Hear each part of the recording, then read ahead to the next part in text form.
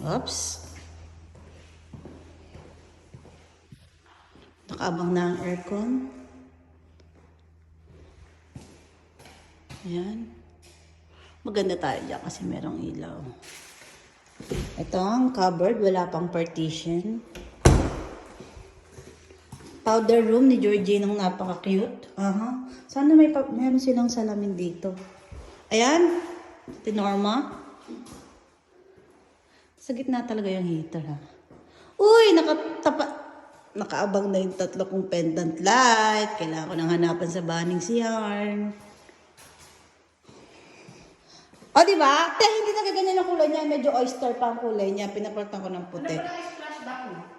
Ay, Subway. Kasi gusto ko tulad kay Juby.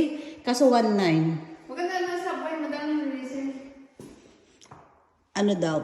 Too much. Nag-i-start lang naman kami. Kaya okay lang kahit relax lang. Next time na lang ako magpag-glass. We're going upstairs. Oink. 1, 2, 3, 4, 5, 6, 7, 8, 9. Oh, diba? Para saan to? Ilaw ba to? Oh. What's this for? Para may ilaw din dito, te. Ay, sa stairs, yung mga nasa stairs. Ay, ang galing. Ayan, ang 3. First room of all. Naka-ceiling fan na din pala to.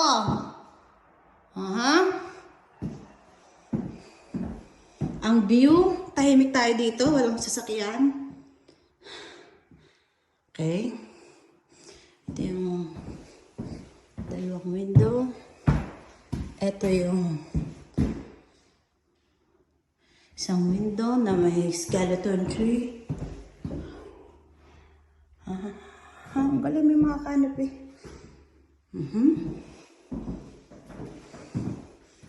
Oh, saan ka dyan? Siyempre wala pang kuryente. Toilet, guys. Another window, thank you. And may window din tayo dito. Shower.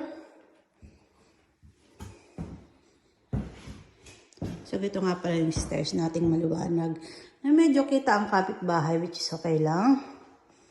Kita ang ilalim. Kaya, Georgina, umayos ka. Bukas. Ito po ating masters. May 2 downlights. Nasaan ang saksakan ng TV? Ay, ayun. Ito yung masters natin. 360 degrees master. Okay? Sliding door po tayo dyan. Ayaw makita ang kalat ng mga ni Lebron. Wala pa tong hindi pa nakalagay ang mga rods para sa walk-in. And the ensuite, toilet, pati sarahan, para hindi mamaho ang damit. And then double sink.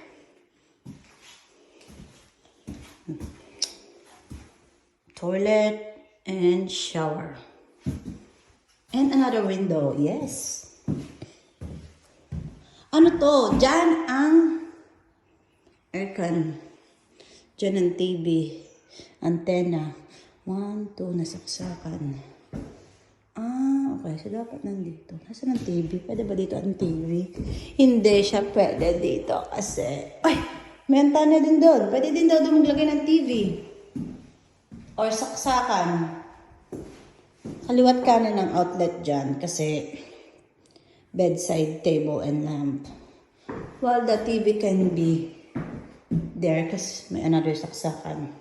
Ang dami ko saksakan. Amazing. And that's it. Ano ba yan? Ito yung attic. Ganito yung mga handa niya. Just the way I like it para madaling ma-manipulate ni Georgina. Wala siyang lock as usual. Okay, let's go down.